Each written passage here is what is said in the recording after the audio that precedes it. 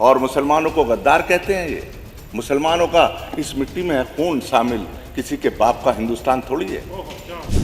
मैं कहना चाहता हूं, इस उर्दू ने इस मुल्क को आज़ाद कराया। इस उर्दू ने इनकलाब जिंदाबाद का नारा तमाम लोग लगाते हैं, लगाया है। ये उर्दू का शब्द है।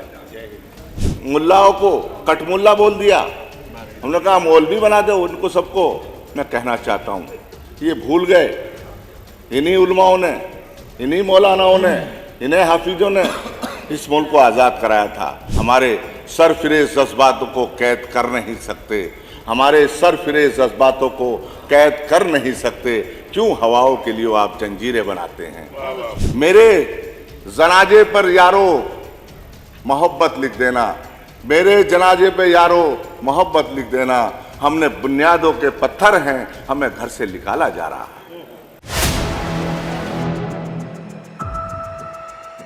का धन्यवाद करता हूं।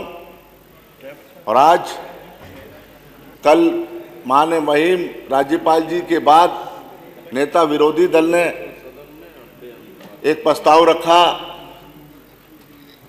कि संस्कृत और उर्दू को भी इसमें शामिल कर लिया जाए, लेकिन नेता सदन गुस्सा आ गया, माननीय मुख्यमंत्री जी को जल्दी आ गए उर्दू के नाम पर।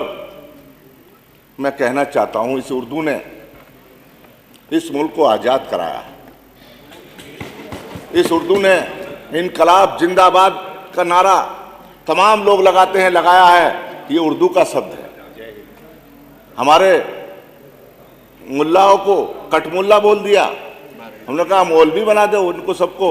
मैं कहना चाहता हूँ ये भूल गए, इन्हीं उलमाओं ने, इन्हीं मौलानाओं ने, इन्हीं हाफिजों ने इस मुल्क को आज़ाद कराया था। लेके कराची से लेके देवबंद तक अंग्रेजों ने पेड़ों पे गले में फंदा डालकर इनको हजारों हजारों उलमाओं को इन्होंने फांसी लगाने का काम किया, तब ये मुल्क आज़ाद हुआ।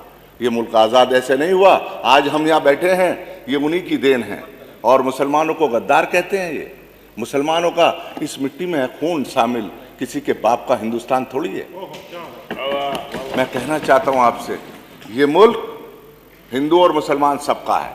8 साल इस सरकार को हो गए हैं। मैं कहना चाहता हूँ ना किसी ने हिंदू को मारा है, किसी मुसलमान ने, ना किसी मुसलमान ने हिंदू को मारा, ना हिंदू ने मुसलमान को मारा। ये भाईचारा खत्म करना चाहते हैं, ये जहर घोलना चाहते हैं, हिंदू और मुसलमान को लड़ाना चाहते हैं। लेकिन मैं मुबारकबाद देता हूँ हिंदुओं को भी और मुसलमानों को भी। हिंदू और मुसलमान का भाईचारा 8 साल के पीरियड में खत्म नहीं हुआ और ये और मजबूत होगा। मैं कहना चाहता हूँ आज हालात कैसे हैं, घर घर में, गांव गांव में, शहर में जहर घोलने का काम किया।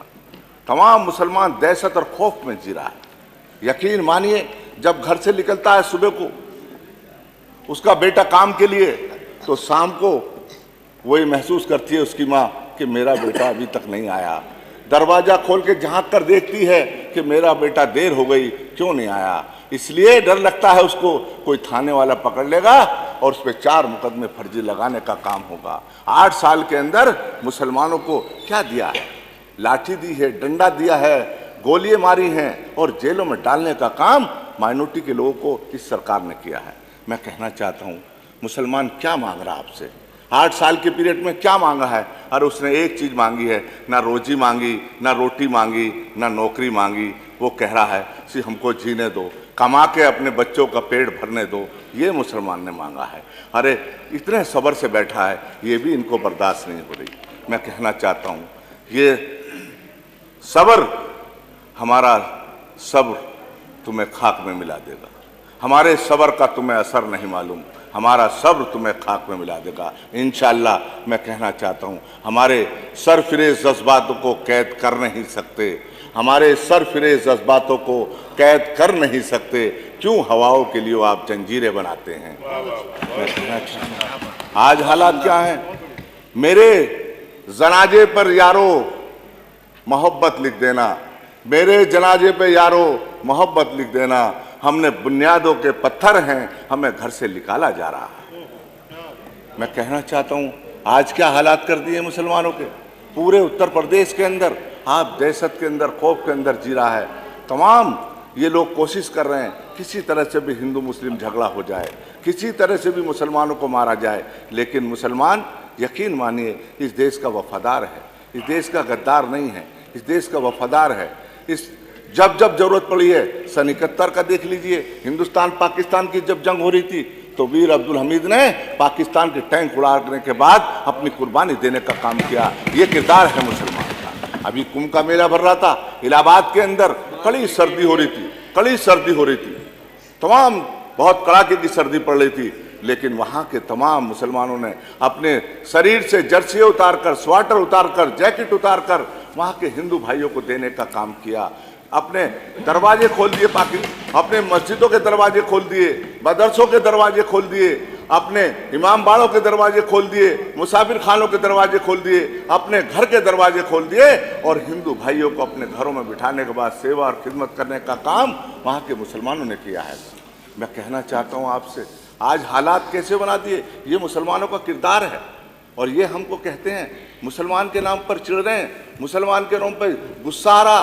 माननीय सदस्य समराइज कर लीजिए, स्थानीय कोई प्रॉब्लम तो बता दीजिए। मैं कहना चाहता हूं, समय आपका खत्म हो गया। मैं उर्दू ज़बां हूं, हिंदी मेरी दिल की धड़कन, मैं हिंदी की जान हूं, मैं उर्दू ज़बां हूं।